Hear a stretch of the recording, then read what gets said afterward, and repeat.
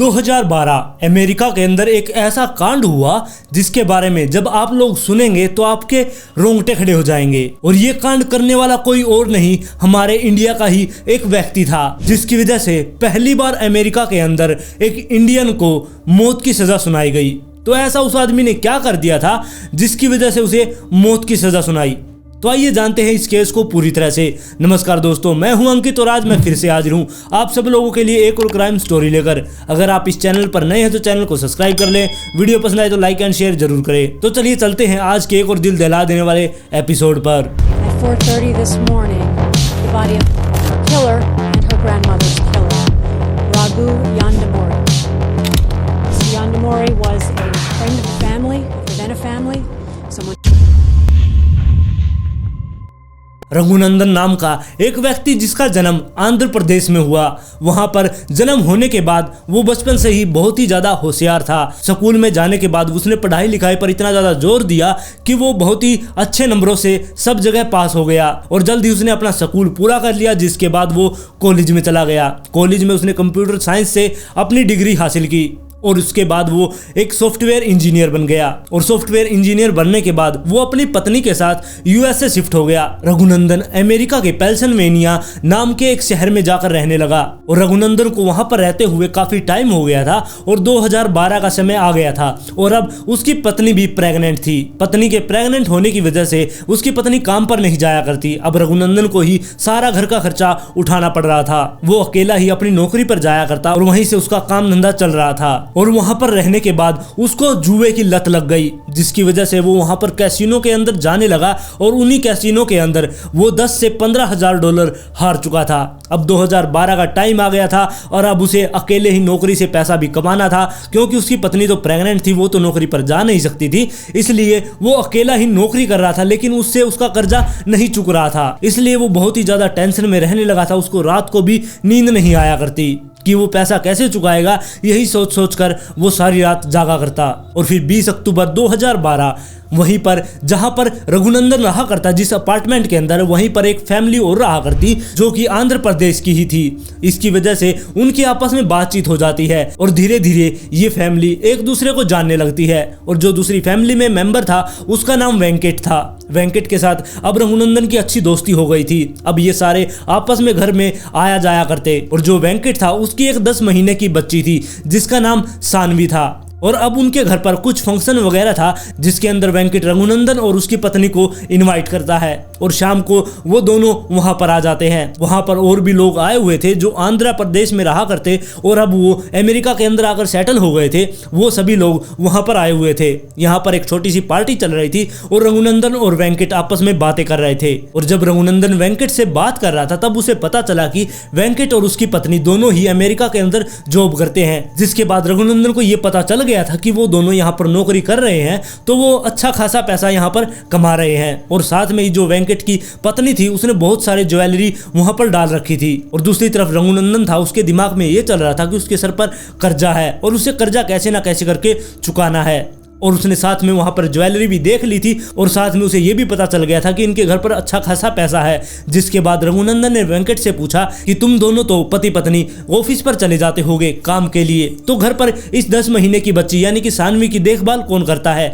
तब वेंकट ने बताया कि मेरी माँ यहाँ पर आई हुई है, यानी कि सानवी की दादी, वो उस 10 महीने की बच्ची की देखभाल किया करती। और ये सारी बातें करने के बाद वहां पर पार्टी वगैरह खत्म हो जाती है। जिसके बाद रघुनंदन अपने घर को लौट जाता है। अपने घर पर लौटने के बाद रघुनंदन बस यही सोचे जा रहा था कि वो पैसे कैसे कमाए। उसे अब कर्जा भी देना था और साथ में वो अब ये सोचने लगा था कि जो वेंकट है उनके घर पर अच्छा खासा पैसा है और बहुत सारी ज्वेलरी। अगर वो उनकी बेटी को किडनैप कर लेता है तो उसके बदले वो उनसे फिरौती मांग सकता है और जिससे उन्हें कुछ पता भी नहीं चलेगा और उसके पास पैसे भी आ जाएंगे और उसका कर्जा भी उतर जाएगा। इसके बाद 22 अक्टूबर को रघुनंदन वेंकट के घर पर जाता है। उसे पूरा टाइम टेबल पता था कि वो दिन में काम पर जाते हैं, मतलब कि वेंकट और उसकी पत्नी दिन में काम पर जाते हैं, इसलिए वो दिन के समय उनके घर पर जाता है। वहां पर जाने के बाद उसने बेल बजाई और बेल बजाने के बाद वो वहीं पर खड़ा होकर वेट करने लगा और तभी सानवी की दादी ने वहां पर गेट खोला। गेट खोलने के बाद रघुनंदन का प्लान था कि वो घर के अंदर घुसेगा और चाकू की नोक पर वो सानवी को किडनैप कर लेगा और यहाँ पर किसी को कुछ भी नहीं पता चलेगा। लेकिन यहाँ पर जो रघुनंदन का इरादा था उसके बारे में सानवी की दादी को पता चल गया और सानवी की दादी ने उसके ऊपर हमला बोल दिया। वो उसके साथ वहां पर लड़ाई करना शुरू कर देती है और वहां पर रघुनंदन जो चाकू लेकर आया था वो अपने बचाव के लिए सानवी की दादी के ऊपर हमला कर देता है। उसने सानवी की दादी को 3 बार चाकू मारा, जिसकी वजह से वो वहीं पर जमीन पर गिर पड़ी। इसके बाद वो सानवी को वहां से उठाता है और सानवी को उठाने के बाद वो अपनी जेब से एक रुमाल निकालता है और उसके मुंह के अंदर ठूस देता है ताकि वो चिल्लाए नहीं, रोए नहीं, क्योंकि वो अगर वो रोने लगी तो किसी को भी पता चल सकता है कि यहाँ पर क्या चल रहा है। इसलिए वो उसके मुंह में रुमाल डाले जा रहा था। लेकिन जो सानवी थी वो पता नहीं कैसे अपने मुंह से बार बार रुमाल बाहर निकाल दे रही थी, जिसके बाद वो बार बार उसके मुंह में रुमाल तो ठूस रहा था लेकिन सानवी मुंह के अंदर वो रुमाल नहीं रख पा रही थी। और फिर रघुनंदन ने उस रुमाल को उठाया और उसके मुंह में ठूस कर उसके ऊपर एक टॉवल लपेट दिया, यानी कि गर्दन के ऊपर ऊपर उसने एक टॉवल लपेट दिया ताकि वो चिल्लाए नहीं। और उसके बाद उसने उठा लिया था सानवी को। सानवी को उठाने के बाद उसने घर में चारों तरफ घूम कर देखा, उसे वहां पर एक ब्लू कलर का बैग मिलता है जिसके अंदर वो बहुत सारी वहां पर ज्वेलरी इकट्ठा करता है और उस बैग में डाल लेता है और साथ में ही जो भी जितना भी उनके घर के अंदर कैश था वो भी सारा का सारा इकट्ठा करके उस बैग के अंदर डाल लेता है। और साथ में ही यहाँ पर जानवी को भी उसने उस बैग के अंदर डाल लिया और बैग को बंद करके वो वहां से निकल गया। वहां से निकलने के बाद वो सारी ज्वेलरी और पैसा तो अपने पास रख लेता है और फिर वो उस बैग को लेकर एक जिम के अंदर चला जाता है और जिम में जो वॉशरूम बना हुआ था उस वॉशरूम के अंदर जाकर वो वहीं पर उस बैग को रख देता है और उस बैग के अंदर सानवी भी मौजूद थी। उसे पता था कि उसका दम घुटने की वजह से मौत हो चुकी होगी उसकी, इसलिए वो उसे बाहर नहीं निकालता और उसे वहीं पर छोड़कर वहां से भाग जाता है। और फिर शाम होने के बाद जो वेंकट था वो अपनी वाइफ के साथ घर पर लौटता है। घर पर लौटने के बाद उसने देखा कि उनके घर का दरवाजा खुला हुआ है, जिसके बाद वो अंदर घुसता है और अंदर देखते ही उसकी चीखें निकल गई क्योंकि उसकी माँ सामने खून में लथपथ पड़ी थी और उसकी मौत हो चुकी थी। जिसके बाद वहां पर चीख पुकार मच गई और उन्होंने एक एम्बुलेंस को भी फोन किया, लेकिन अब कोई फायदा नहीं था क्योंकि सानवी की दादी मर चुकी थी। और इसी भाग दौड़ में वेंकट को याद आया कि उनकी 10 महीने की बच्ची भी इस घर के अंदर है। तब वो घर के अंदर भाग कर जाते हैं, मतलब कि बेडरूम के अंदर वो भाग कर जाते हैं, लेकिन वहां पर सानवी मौजूद नहीं थी। उन्होंने पूरे घर को छान मारा लेकिन उन्हें सानवी का कुछ भी पता नहीं चला। और तब तक जो अड़ोस पड़ोस के लोग थे वो भी वहां पर इकट्ठा हो गए थे। उन्होंने पुलिस के पास फोन कर दिया और पुलिस भी मौके पर पहुंच गई। पुलिस के वहां पर आने के बाद वो अपनी छानबीन में लग जाती है। तभी पुलिस को वहां पर एक नोट मिलता है और वो नोट कंप्यूटर से प्रिंट किया गया था, जिसके अंदर ये लिखा गया था कि अगर तुम अपनी बेटी की जान की सलामती चाहते हो तो मुझे $50,000 एक जगह पर भेज दो। उसके अंदर एक शोरूम का नाम लिखा था, उस शोरूम के अंदर उनको पैसे लेकर जाना था। अगर वो पैसे लेकर वहां पर नहीं जाएंगे तो उसकी बेटी को मार दिया जाएगा। और साथ में ही उसके नीचे सिर्फ 2 लेटर और लिखे थे जो कि वेंकट और उसकी पत्नी का नाम था। वहां पर सिर्फ एक एक अक्षर में उनके नाम लिखे गए थे। पहला अक्षर जो था वो शिवा था और दूसरा अक्षर जो उसकी पत्नी का नाम था वो लता था। पुलिस वालों ने जब उस नोट को पढ़ लिया, जिसके बाद वो हस्बैंड वाइफ को यानी कि वेंकट और उसकी पत्नी को तैयार करते हैं कि तुम दोनों पैसे लेकर इस जगह पर जाओ और वहां पर जाने के बाद तुम्हें हम वहां पर जाकर प्रोटेक्ट करेंगे। लेकिन वो दोनों हस्बैंड वाइफ वहां पर जाते तो है पैसा लेकर, लेकिन वहां पर कोई भी नहीं आता। जिसके बाद वेंकट और उसकी पत्नी वापस से घर लौट आते हैं। इस कांड के 2 दिन के बाद जिम के अंदर किसी व्यक्ति ने उस बैग को देखा। उस बैग को जब खोला गया उसके अंदर सानवी की लाश थी। जिसके बाद पुलिस वालों के पास फोन किया गया और पुलिस वाले वहां पर मौके पर पहुंच गए और उन्होंने आकर सानवी की डेड बॉडी को अपने अंडर में ले लिया। अब सानवी की डेड बॉडी मिल चुकी थी, इसलिए पुलिस वालों को पता चल गया था कि सानवी मर चुकी है। अब कुछ भी नहीं कर सकते और अब उस कातिल को ढूंढना है जिसने सानवी और उसकी दादी को मारा है। और दूसरी तरफ इन 2 दिनों के अंदर, मतलब कि जब सानवी गायब हुई और जब उसकी लाश मिली, इसी बीच इन 2 दिनों के अंदर जो उसके अपार्टमेंट के यानी कि वेंकट के जो अपार्टमेंट के लोग थे, आसपास के जो लोग थे, वो सभी लोग मिलकर वेंकट के घर पर आ गए और सभी लोगों ने बातचीत शुरू कर दी और वो सभी के सभी लोग सानवी को ढूंढने में लग गए। और इन्हीं के बीच में रघुनंदन भी था जो सानवी को ढूंढने की वहां पर एक्टिंग कर रहा था। उसने 150 से 200 पोस्टर बनवाए सानवी के और उनको चारों तरफ बांटना शुरू कर दिया कि अगर आपको इसके बारे में, मतलब कि इस बच्ची के बारे में आप लोगों को कुछ भी पता चले तो इस नंबर पर फोन कर देना। अब सानवी की डेड बॉडी भी मिल चुकी थी और पुलिस के हाथ अभी भी कुछ नहीं लग रहा था, क्योंकि जो वो पुलिस वालों को नोट मिला था वो भी कंप्यूटर से प्रिंट किया गया था, इसलिए राइटिंग तो किसी से मिलान कर ही नहीं सकते थे। अब पुलिस वालों के पास एक ही सबूत था, मतलब कि वो नोट, उसके जरिए ही पुलिस वालों को अब कातिल तक पहुंचना था। जिसके बाद पुलिस वाले उस नोट पर पूरी ध्यान से उसको देखना शुरू कर देते हैं और जो उसमें नाम लिखा था शिवा और लता, अब पुलिस वालों को इसके बारे में ही पता करना था। जिसके बाद पुलिस वालों ने वेंकट और उसकी पत्नी को पुलिस स्टेशन में बुलाया। पुलिस स्टेशन में बुलाने के बाद उनसे पूछा गया कि ये शिवा और लता कौन है। तब वेंकट ने बताया कि वो उसका निकनेम है, उसका पूरा नाम वेंकट कोंडा शिवा प्रसाद वेन्ना है और जो उसकी वाइफ का नाम है वो चेचू लता वेन्ना था। यानी कि शिवा और जो लता लिखा गया था वो उन्हीं दोनों के निकनेम थे। और जो ये वेंकट और उसकी पत्नी का जो निकनेम था, इसे वहां पर बहुत ही कम लोग जाना करते, मतलब कि इनका जो निकनेम है ये बहुत ही कम लोगों को पता था। उन्हें शिवा और लता कहकर जो उनके सोसाइटी के लोग थे और जो उनके जान पहचान के अड़ोसी पड़ोसी या रिश्तेदार थे वही बोला करते। अब पुलिस वालों ने वेंकट से कहा कि तुम हमें एक लिस्ट बनाकर दो उन लोगों की जो तुम्हें इस नाम से बुलाते हैं।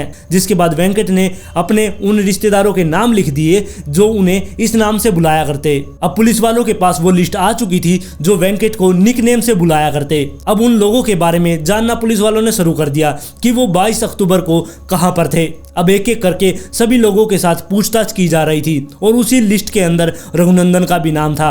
जिसके बाद रघुनंदन को पुलिस स्टेशन में बुलाया जाता है और उससे पूछताछ की जाती है कि वो 22 अक्टूबर को कहां पर था और रघुनंदन ने बिना डरे सब कुछ वहां पर बताना शुरू कर दिया। जिसके बाद रघुनंदन को पुलिस वालों ने भेज दिया और इसके बाद बारी आती है रघुनंदन की वाइफ की। अब रघुनंदन की वाइफ को पुलिस स्टेशन में बुलाया गया और उससे बातचीत शुरू की गई। तब उससे पूछा गया कि 22 अक्टूबर को तुम कहां थी। तब उसने बताया कि मैं घर के अंदर ही मौजूद थी और साथ में ही पुलिस वालों ने उसकी वाइफ से पूछा कि रघुनंदन 22 अक्टूबर को कहां पर गया था। तब रघुनंदन की वाइफ ने बताया कि वो अपने ऑफिस में भी गया था और घर पर भी आया था और वहां पर रघुनंदन की वाइफ ने पुलिस वालों को यह भी बताया कि उस दिन कुछ अलग ही था, क्योंकि जो रघुनंदन है वो अपना लंच और डिनर अपने फिक्स टाइम पर किया करता और उसने 22 अक्टूबर को अपना लंच बहुत पहले ही कर लिया था। तब पुलिस वालों ने कहा कि इसमें कुछ ऐसी चौंकाने वाली बात तो है नहीं, क्या पता उसको भूख लगी और इसलिए उसने जल्दी खाना खा लिया होगा। लेकिन जो रघुनंदन की वाइफ थी उसने बताया कि जब से मेरी शादी हुई है, मैं जब से इससे मिली हूं, मैंने आज तक ये नहीं देखा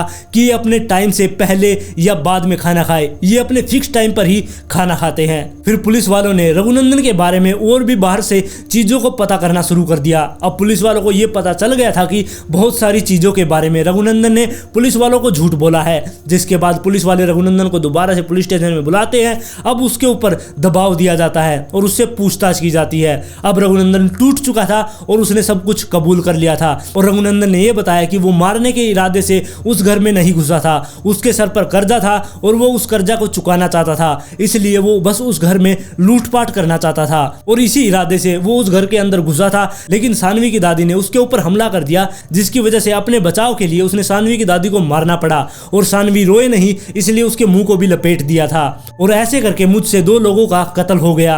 अब सब कुछ रघुनंदन ने एक्सेप्ट कर लिया था। जिसके बाद उसे अदालत में ले जाया जाता है और 2014 के अंदर उसे सजाए मौत दे दी जाती है और 2014 के बाद ये मामला सुप्रीम कोर्ट में चला गया और सुप्रीम कोर्ट में जाने के बाद भी ये मामला ऐसा का ऐसे रहा, मतलब कि जो रघुनंदन की सजा थी वो कम नहीं की गई, उसकी सजा ऐसे ही बरकरार रही और फिर ऐसे ही टाइम बीतता जाता है लेकिन उसे मौत की सजा नहीं दी जाती।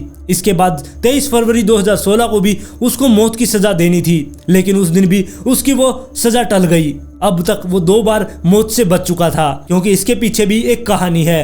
क्योंकि जो पेंसिल्वेनिया का गवर्नर है उसने 2015 के अंदर ही मौत की सजा पर रोक लगा दी थी और पिछले 20 सालों में पेंसिल्वेनिया के अंदर बहुत से लोगों को मौत की सजा सुनाई तो गई है, लेकिन किसी भी आदमी को मौत की सजा दी नहीं गई और जिसकी वजह से रघुनंदन भी वहां पर बच गया और वो जेल के अंदर अपनी सजा काट रहा है। सजा तो वो काट रहा है, लेकिन रघुनंदन का ये कहना है कि उसे जल्दी से जल्दी वो जहर भरा टीका लगा दो ताकि वो हर रोज डर डर के ना मरे कि उसे जल्द ही मौत की सजा दे दी जाएगी। वो चाहता है कि उसे एक बार में मार दिया जाए और उसका किस्सा खत्म हो। और आज भी ये केस ऐसे ही चल रहा है। इसका फैसला क्या होगा, अगर इसके बारे में कुछ पता चलता है तो मैं आप लोगों को जरूर अपडेट कर दूंगा। और आज की स्टोरी में बस इतना ही। आप लोग इस कहानी के बारे में अपनी राय मुझे कमेंट सेक्शन में जरूर दें। अगर आप इस चैनल पर नए हैं तो चैनल को सब्सक्राइब कर ले, वीडियो पसंद आए तो लाइक एंड शेयर जरूर करें और जल्द ही मिलते हैं ऐसे ही एक और दिल दहला देने वाले केस के साथ।